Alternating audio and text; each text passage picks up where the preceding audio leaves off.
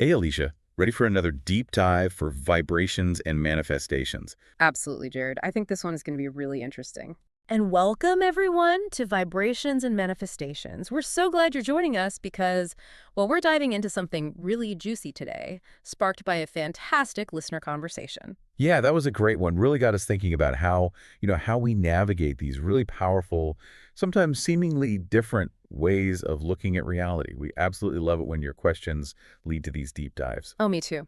And this listener just laid it out perfectly. They asked, essentially, how can Abraham's teachings seem to contradict Seth's so much? And maybe more importantly, why does Abraham's perspective sometimes feel Yeah. like there's no rest? Not here, not in the afterlife, just constant something. Right, that feeling of like potential eternal work or striving, it's Yeah. definitely something people bump up against. So that's our mission today. Let's explore these two really influential metaphysical frameworks, look at where they overlap, where they diverge, and maybe find ways for you to use their wisdom without feeling, overwhelmed or signed up for cosmic burnout. Okay, let's dive in. We've got some really unique source material today, taking us into the world of channeled spiritual teachings. Yeah, fascinating stuff. We're focusing mainly on Seth, the entity channeled by Jane Roberts, but we'll also touch on Abraham Hicks a bit later. Right, and this is really for you, the listener, who wants to kind of get the core ideas quickly without getting lost in, decades of material. Exactly. We've got Jane Roberts, Seth Speaks, comparative notes, other bits and pieces. And our goal is simple. Distill the key principles, especially around like the purpose of life, soul evolution, see how it connects to Abraham Hicks, and just pull out what's really important, maybe even surprising. Yeah, let's make this feel more like exploring some intriguing ideas together rather than a lecture. So origins first. Okay, so who or what is Seth? Where did this start? Well, the sources describe Seth as a non-physical personality, or an energy personality essence, maybe, not in a body like us. Not bound by our time and space, right? He presents himself as like an older, more evolved consciousness. Exactly. And Jane Roberts, she's a writer. She's the one who started channeling him back in the 60s. And I saw a note, Jane herself said it was astonishing indeed that Seth's ideas reached so many people in just 7 years, especially for a non-physical guy. It really took off, tells you something resonated. And Jane, well, she had a pretty complex view of it all. She wrestled with it. Yeah. She didn't see it as necessarily contradictory for Seth to be both a dramatization of the unconscious and an independent personality. Huh. Like maybe a way her own mind or something bigger framed these complex ideas so we could grasp them. Kind of, like a dramatization explaining a greater reality, but not just something she consciously invented. It was more complex than that, facilitated through her. And the process itself, the Yeah. sources mentioned she'd go into a trance. Yeah, a trance state. And she used her inner senses, that's the term used, as the channels. But they acknowledge, even Jane and Seth acknowledge, that translating these huge non-physical concepts into, well, human language, it has to get distorted a bit. Right. Distorted to some extent is the phrase used, like trying to explain, I don't know, quantum physics using only gestures. You lose nuance. Pouring an ocean into a teacup, maybe? That's a great way to put it. And her husband, Rob Butts, was always there. Right, taking notes, asking questions. He was crucial, wasn't he? Absolutely. He helped ground it, organize it. A lot of the books came from his meticulous notes and his interactions during the sessions. Okay, so we have this non-physical consciousness, Seth, speaking through Jane. Let's unpack the message. What are the core ideas about us, about reality? What does he say we are? Well, this is where it gets pretty radical and honestly empowering. Seth says flat out, you're not just a cosmic bag of bones and flesh. Not just biology and chemistry, basically. Right. He says consciousness isn't just an accidental byproduct of chemicals firing in your brain. His whole starting point is you are fundamentally multidimensional. Multidimensional. Okay, what does that mean in practical terms? He talks about an inner ego or inner self. Yeah. Think of it as like the deeper, bigger part of you. The part we don't usually access in our day-to-day. Exactly. It's way more knowledgeable than our conscious mind. It directs stuff like, your heartbeat, breathing, all the inner workings, but it also perceives realities beyond our normal senses, holds memories of all your existences. All existences. Wow. Yeah, and looks into these subjective dimensions that are literally infinite. It's like the submerged part of the iceberg, vastly bigger than the conscious bit sticking out. And this part, this is what it gets really wild. Seth says we form our own physical bodies, Yeah. unconsciously. Yes, at a deep unconscious level, the source uses phrases like miraculous clarity and intimate unconscious knowledge of every single cell. So it's not just genetics and environment happening to us. We're actively creating our physical selves. According to Seth, yes. Mm-hmm. It's an act of creation by that inner self, happening constantly beneath our awareness. It implies this just incredible power we have inherently. Okay, mind slightly blown. And does this connect to creating our external reality too? Exactly. That individual creation of the body is part of a bigger principle. Yeah. You create your entire physical environment Oh. by propelling your thoughts and emotions into matter. Seth gets specific here. He says thoughts and emotions aren't just abstract things. They have their own electromagnetic reality. It's like their actual energy. Exactly. Electromagnetic energy units, he calls them. These are like the pre-physical building blocks. And when you add strong feelings, emotional intensities, joy, fear, love, hate, they gain force. And they can actually solidify, become matter. They can coagulate into matter. That's the term used. Strong, focused, emotionally charged thought forms shape the physical reality you perceive. Wow. Okay, so the big takeaway here for you, the listener, is this is huge. Seth is saying your entire physical environment is the materialization of your beliefs. Not just the chair you're sitting on, but your experiences too. Right. He says your joy, your sorrow, your health, your illness, Yeah. also caused by your beliefs. That puts the power and the responsibility right back on our inner state, doesn't it? Completely. If things aren't going well externally, Seth would basically say, okay, what beliefs are creating this? It's a massive shift from feeling like a victim of circumstance. Okay, so if we're these multidimensional creators, Yeah. what's the point? Why are we here? What's the bigger picture, according to Seth? He talks about the soul or the entity, but it's not some static thing. Not like a fixed object. No, more like a process of becoming. Yeah. It's always evolving, always creating. He calls it a powerhouse of creativity, way bigger than any single personality it creates. And the personalities, like us right now, were manifestations of the soul. Manifestations of the soul of your Exactly. soul. Yeah, like facets of a diamond, maybe. Different expressions exploring different things. And here's something fascinating I saw in the notes.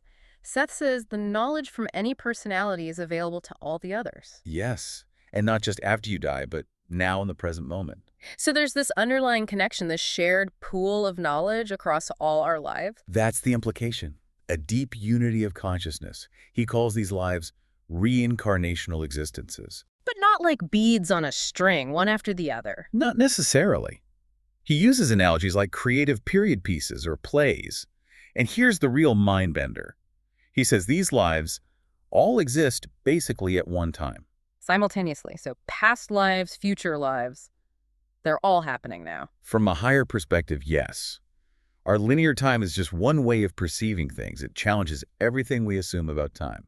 And within these plays, we choose our own settings, even our parents and childhood stuff. That's what Seth asserts. At that deeper inner self level, before you enter the play, you choose the setup. You choose the challenges, the relationships, the environment. But the conscious self, the actor in the play, forgets they wrote the script. Exactly. Forgets all this. Yeah. Which is maybe necessary to fully experience the play. So how does progress work then, if it's not linear time? It's about how you handle the challenges within those plays. Are you learning? Are you resolving conflicts? Are you developing understanding? So ignoring a problem now doesn't mean you get a free pass later. Right. The source mentions that explicitly. Ignoring chances for development now means you carry that lack of understanding forward, maybe even into other plays. The example given was about hate. Oh yeah, that hating someone could bind you to them across lives until it's released. Exactly. Until the lesson is learned, the energy resolved. It suggests our inner state has really long-lasting consequences. Okay, this is getting vast. What about probable realities? That came up too. Ah, yes. Building on that idea of infinite potential. Seth says there are an infinite number of these probable systems existing simultaneously alongside ours. Infinite. How does that work? He claims your slightest thought gives birth to worlds. Every choice you could have made, every path not taken, it branches off. Creating a reality where a probable self is living that choice. Precisely. You have these other versions of you experiencing those other probabilities. And can we connect with them, learn from them? Seth suggests yes, through those inner senses again. Dreams, intuition, deep meditative states might be windows into these probable selves and their experiences. So we're constantly navigating this field of infinite possibilities. Picking and choosing from probabilities with every thought, every decision. Shaping this reality, but also influencing those other potential ones. Yeah. It's a lot to take in. Understatement. Okay, so the big one, death. What happens then, according to Seth? Is it an end? Definitely not an end. He describes it simply as stepping out of a particular framework, like taking off a heavy suit, the physical body. He compared it to a pulsation, right? A longer pause in an energy rhythm we're not normally aware of. Yeah, a longer duration of a pulsation, a natural transition, not something to be feared inherently. And what's the experience like after? Heavily influenced by your beliefs, thoughts, and motions from life. He talks about the potential for vivid hallucinations. Basically, you create the initial reality you perceive based on your expectations and inner state. So your beliefs shape your afterlife, at least initially. That's the idea. But these experiences aren't unreal. They're just as valid as physical life, just operating under different rules. You divest yourself of physical paraphernalia, shed the physical limitations. And then you can tune into different fields, other levels of reality. Exactly. Levels that were inaccessible while focused through the physical body. It's an opening up, not a shutting down. Okay, now let's shift gears a bit. You asked about Abraham Hicks. There's a connection, right? There is. One source directly states that Esther and Jerry Hicks first got interested in channeling because they encountered the Seth material. Ah, so there's a direct lineage there. How did the teachings compare? Are they saying the same thing? There's definitely a core similarity. Both Seth and Abraham strongly emphasize we are creators of our reality. That's bedrock for both. Your inner world creates your outer world. But there are differences. The sources mention tone and framing. Yeah, that seems to be the key distinction noted. Seth, as we've kind of explored, really leans into the vastness, the multidimensional self, infinite choice, simultaneous lives, probable realities. It's very expansive, almost cosmic in scale. Okay, a wide-angle lens. Turn. Abraham tends to focus more tightly, a lot on vibrational alignment within contrast. Contrast meaning challenges, difficulties. Yeah. Abraham uses contrast, the unwanted stuff in life, as the main lens for expansion. The teaching often guides you on how to identify what you don't want because of the contrast, clarify what you do want, and then consciously align your vibration, your feelings, your energy with that desired outcome to attract it. More focused on the here and now and managing your energy to create what you want in this life. That often seems to be the emphasis, yeah. But it's important not to misinterpret the focus on contrast. How so? Esther Hicks stresses that joy is the natural state. Contrast isn't required for growth in a painful way. It's more like contrast happens, but suffering is optional. It depends on how you relate to the contrast. Can you use it to clarify your desires and align vibrationally from a place of power? Or do you get bogged down in the negativity? That's the choice point. Makes sense. And there was another point about Abraham's no rest message. Right. This isn't about burnout or endless struggle. It's about eternal becoming. Meaning the soul is always expanding. Yeah, always reaching for more. But not because it's lacking something. It's driven by joyful curiosity, the inherent creative impulse of the soul. It's expansion for the joy of it, not like a chore. So Seth, channeled by Jane Roberts, and Abraham, channeled by Esther Hicks, big picture, they both fundamentally agree. You create your reality, period. Well, absolutely. That's the bedrock. But how they frame it, the emphasis, that's where things feel, well, different. Definitely. Seth's work often feels like this vast exploration of multidimensional reality, right? Infinite possibilities, consciousness exploring itself, the complexity of it all. Yeah, like a huge cosmic curriculum almost. Very focused on the soul's journey through different dimensions and experiences. Whereas Abraham, while definitely acknowledging the bigger picture, tends to zoom in very practically on your now moment, your relationship with source energy now, your vibration now, and how that attracts your experience, especially the role of contrast. Exactly. And that's where those specific points the listener brought up really come into focus, those seeming contradictions. Okay, let's tick through some of them. First up, soul evolution, learning. Seth's material often suggests we come into physical lives, sometimes reincarnating, to learn, to grow, to sort of level up until we're ready for higher realms. There's a sense of progression, maybe even like spiritual schooling. Right. But then you have Abraham who says, pretty much point blank, you're not here to learn in that sense. You're already source energy, fully complete. What feels like evolution is really just eternal becoming. It's not about fixing a deficit. It's the natural, joyful expansion of source itself. Forever. It's not a course you finish. Which naturally leads to different takes on reincarnation itself. For Seth, it's often presented as a mechanism for that learning and progression towards higher states. While for Abraham, it's just part of the eternal becoming. choosing different perspectives, different experiences as part of that natural ongoing expansion, not necessarily a ladder you climb. Then there's the afterlife. Seth allows for possibilities like confusion, maybe needing some integration or healing after death, depending on, where your consciousness was at. Yeah, a bit more variability there. Abraham, though, describes it as an instant return, blissful, immediate reemergence into pure, non-physical source energy, like stepping out of a cold room into warm sunshine. Any struggle just drops away. That's quite a difference in the immediate transition. Totally. And what about emotions? Seth really paints them as these vital tools, right? Energy and motion guiding you, helping you understand your beliefs, your inner landscape.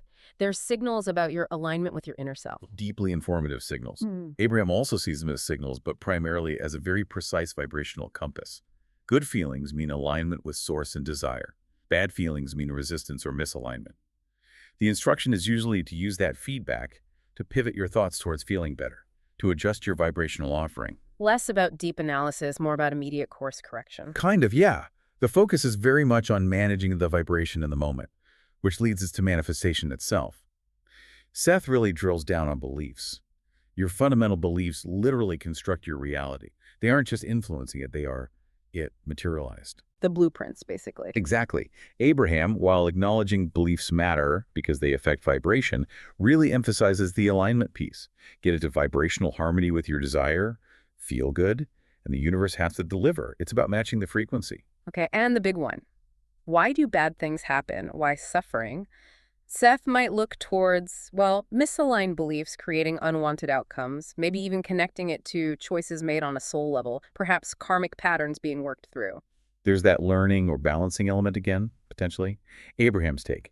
Contrast. What we call bad things are simply contrast. And contrast isn't inherently bad. It's necessary. It's the unwanted stuff that helps you shoot off a rocket of desire for the wanted stuff. It clarifies. It fuels expansion. Suffering comes from resisting the contrast, not the contrast itself.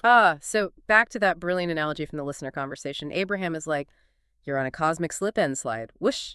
Contrast gives you momentum. Enjoy the ride. Exactly. And Seth is more like, okay, class, here's your syllabus. Your soul signed up for advanced Earth studies.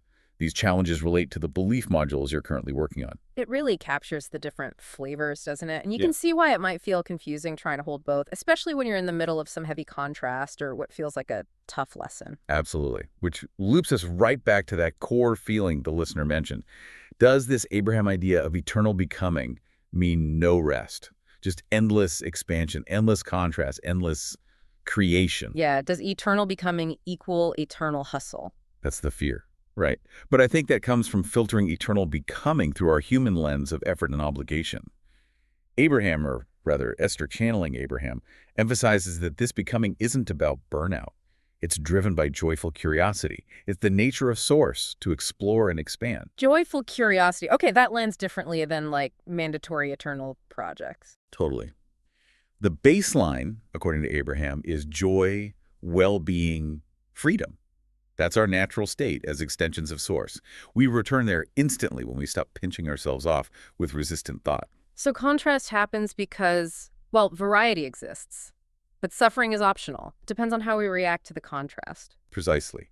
The work, if you want to call it that, isn't struggling against the contrast. It's finding your alignment despite the contrast. Finding that feeling of relief, of joy, which is always available, and that allows the universe to deliver the goodies that the contrast helped you clarify you wanted.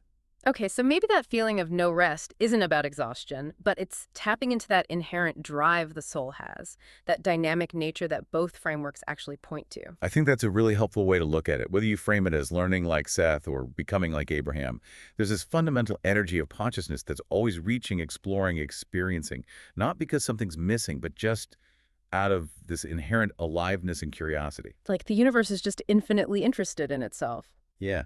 The soul isn't tired. It's just got an infinite appetite for experience. That feels closer to Abraham's vibe on eternal becoming. Okay. So regardless of whether we prefer the slip-and slide or the syllabus analogy. Right. Seth gives us this incredibly detailed look under the hood, doesn't he? Especially on how beliefs actually do the creating. Oh, absolutely. The engine room. Seth is crystal clear. Your physical world, how you feel, your health, your relationships, it's all materialized belief. Not just influenced by belief, but made of belief.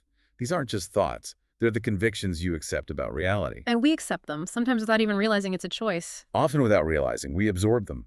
But Seth stresses that the conscious mind is key. It sets the intention, the direction. And then the inner self, with all his power and wisdom, goes about making it happen, using the beliefs held consciously as the blueprint. So if my conscious beliefs are kind of steering the ship, I really need to know what they are. You really do. And Seth warns about secondhand beliefs, the stuff we pick up from family, culture, school, media, without really examining if we actually believe it or if it serves us. If those beliefs are contradictory or limiting, you're giving your inner self a muddled set of instructions. It's like trying to navigate with conflicting maps. Leads to going in circles or ending up somewhere unexpected. Exactly. And then there are the core beliefs. Yeah. Those are the foundational ones, often invisible because we think they're just the way things are, not beliefs about the way things are. They filter everything. Can you give an example? Sure. Like the responsible parent idea. On the surface, great. But if the core belief underneath is interpreted as, to be responsible, I must sacrifice all my own needs and joy 24/7, then that unexamined interpretation creates a really limited, maybe resentful reality. It's not the concept of responsibility, but the rigid, limiting belief attached to it. Or beliefs like people can't be trusted or I'm fundamentally flawed. Those shape everything. Wow, okay. But the good news, Seth says, is that the power isn't stuck in the past where we formed these beliefs. No. This is crucial. The point of power is always the present moment. Right here, right now. That's where spirit and matter intersect. Your current beliefs are organizing how you perceive the past and actively shaping your probable future. So if I'm struggling with something now, I don't necessarily have to excavate my entire childhood to find the reason. Seth would say the reason is the belief you hold now about yourself or the situation, which might use past events as evidence, but the active cause is present belief. You're not doomed by the past unless you believe you are. Change the belief now, and the reality shifts now. Okay, that feels empowering. So how do we change a limiting belief, according to Seth? He has a practical method, right? He does. It's quite direct. First, you got to realize it's just an idea, a belief, not some immutable law of the universe. Then you engage your conscious mind, your desire for change, and this is key, your emotion and imagination. Beliefs aren't just head stuff. They mobilize feeling and imagery. So what's the process? It's got a three-pronged. 1, generate deliberately an emotion that is the opposite of the feeling the old belief creates. Feel the feeling of the new reality you want. 2, direct your imagination to picture scenarios, possibilities, outcomes that are the opposite of what the old belief dictates. See and feel the new reality. 3, consciously affirm to yourself, repeatedly and with conviction, that the old belief is simply an idea you once held about reality, not reality itself. You're replacing the old idea with a new one. Okay, let's try one. Belief. Making money has to be hard struggle, which feels heavy and anxious. So I'd need to cultivate feelings of ease, flow, maybe appreciation for abundance. Exactly. Feel that ease. Then imagine money coming easily, maybe unexpected checks, fun opportunities. Yes, picture it vividly. And tell myself, the idea that money must be hard is just a belief I picked up. I choose to believe in ease and flow. Perfect. You're using your conscious tools, thought, emotion, imagination, to literally reprogram the energetic template that your inner self uses to construct your reality. It's very hands-on belief work. It feels different from Abraham's focus on just reaching for the better feeling thought in the moment, but you can see how both are aiming to shift the energy, shift the point of attraction. Absolutely. Different tools, different approaches to influencing that same creative process. Seth gives you the deep dive into the belief architecture. Yeah, and Abraham gives you the immediate vibrational tuning fork. Yeah, which leads us perfectly into our next segment. Let's call it Manifestation Debug Mode. Ooh, I like that. Debug mode. Let's clear out some glitches. Think of it like running diagnostics. Exactly. It's a way to find those hidden blocks, those limiting beliefs that might be like messing with your abundance signal. Clearing out the static, finding the glitches in your programming, things running in the background you don't even realize are there. Old beliefs we picked up somewhere. Right. So let's switch on Manifestation Debug Mode. Okay. Activating debug mode. Okay, here's a really common one, a myth we hear a lot. I have to pick one teacher, one system, Seth or Abraham or someone else, and stick to it religiously, otherwise my manifestations won't work. Yes. Like you need to declare loyalty or the universe gets confused. So limiting. Totally. But the reframe, the actual truth is, you are the interpreter. The universe, source, whatever you call it, responds to your chosen framework of meaning, your vibration, your belief. It's not about passing some cosmic exam on who's right. It's responding to the energy you're putting out. And you get to decide which ideas, which frameworks help you generate the energy you want to embody and experience. You're the chef in your own reality kitchen. Exactly. You can take a pinch of Seth, a cup of Abraham, a dash of your own grandmother's wisdom. It's your unique blend that matters. Your interpretation is the magic ingredient. Okay, let's make this practical. Quick exercise for everyone listening. Let's do it. Just take a moment, maybe close your eyes if that feels good. First, think of a time when sex perspective really clicked for you, maybe brought some comfort or clarity. Perhaps understanding that a specific belief was creating a recurring pattern gave you that aha moment, that feeling of, oh, I can actually change this by changing the belief. Feel that sense of agency, that understanding. Now let that go gently, and think of a time when Abraham's perspective felt incredibly liberating. Maybe it was hearing that contrast isn't failure, it's just feedback, just launching new desires. Or perhaps realizing that just shifting to a slightly better feeling thought could genuinely change your energy right then and there. Feel that sense of relief, that ease, that vibrational shift. Now, can you hold both?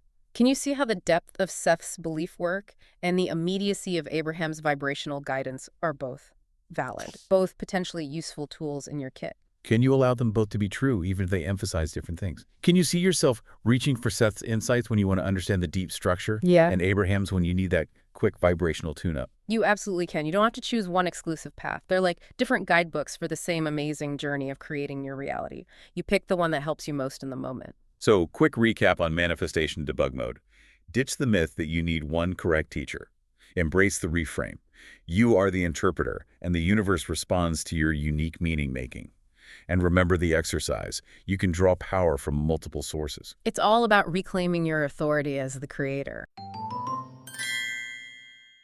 And speaking of creating your own way, let's just take a brief moment to settle into that feeling with a short guided visualization. Just relax and let these words wash over you. Imagine you're walking along a path. Trees line the path on either side, their leaves shimmering with an unusual light, not just green, but iridescent. You see hints of violet, gold, maybe teal, flickering softly as you move. Ahead of you stands a grand ancient building. It feels like part temple, part library, maybe part dream. As you approach, the large doors swing open smoothly, silently, inviting you inside. The space within is vast and filled with a gentle quiet. Soft, golden, warm light filters down from a glowing dome high above. Shelves stretch out, seemingly infinite, filled not just with books and scrolls, but perhaps glowing orbs of memory, understanding, and meaning. You are here in this place of infinite resource to create your own way. That feeling, that inner knowing, you are the interpreter. You have access to all the wisdom you need within you and around you. Yeah. You draw on what resonates, what empowers you. You're not duty-bound to any single framework. Your soul has an infinite playlist available. Your beliefs shape the current vibe. And your life experience is the living proof of that vibe made manifest. You get to choose the music. So we really hope exploring Seth and Abraham side by side, looking at those contrasts and connections, has been helpful for you. And as always, we would genuinely love to hear from you. Please jump into the comments or reach out. Tell us. Which framework resonates more with you right now? Seth? Abraham? A bit of both. Maybe something entirely different. Have you had a moment where one of these teachings really shifted things for you? And looking ahead, are there other teachers, other frameworks, maybe other apparent contradictions in the metaphysical world you'd love for us to tackle in a future deep dive? We also want to give another huge shout out and thank you to @RobertPreston2220 for that initial comment that really got this whole conversation started. It's proof that your input truly shapes what we explore here. It really does. We read everything, your questions, your insights, your experiences. That's what fuels this whole endeavor. So please keep sharing. Absolutely. Until next time, keep playing with those vibrations, keep clarifying those manifestations, and keep remembering the incredible creator you truly are. Well said. Take care, everyone. Bye for now. Goodbye. Hi, I'm Shelley Carney Eunice, the producer of Vibrations and Manifestations. I hope you enjoyed today's episode. Whether you're vibing with Seth's soul school energy or feeling more aligned with Abraham's joy is the compass approach, or maybe holding both at once, like a metaphysical smoothie, I want to thank you for staying open and curious with me today. It's okay to have questions. It's okay to feel resonance with one perspective and not another. And it's definitely okay to change your mind as you evolve. For those of you who want to go deeper into Seth's teachings after this episode, I've got a few great starting points to explore. These are especially helpful if you're brand new to Seth, like I was when this conversation first began. 1. Seth Speaks by Jane Roberts. This book is the classic intro. It's where Seth lays out the big picture stuff about reincarnation, the nature of the soul, multidimensional reality, and what happens between lives. 2. The nature of personal reality. A little more grounded, this book focuses on how your beliefs shape your day-to-day experience. If you're into manifestation work, this one might feel super familiar, but with a Seth-style twist. And 3. YouTube search. Search for Seth material, Jane Roberts. There are some excellent videos out there summarizing key concepts, plus some fascinating vintage footage of Jane Roberts channeling Seth. A great way to feel the energy before diving into the books. I'll link these in the show notes too, so you don't have to scribble anything down while driving or folding laundry or walking your manifestation puppy. And as always, thank you for being here. Your curiosity, your openness, and your willingness to explore different ways of thinking are what keep this community so vibrant. If you love this episode, please share it with a friend who's walking their own spiritual path. Leave a review if you're feeling generous, and most importantly, keep asking beautiful questions and keep tuning into what feels true for you. Because no matter what the framework is, you are the one who brings it to life. See you next time. Until then, let's clear that static and tune into magic.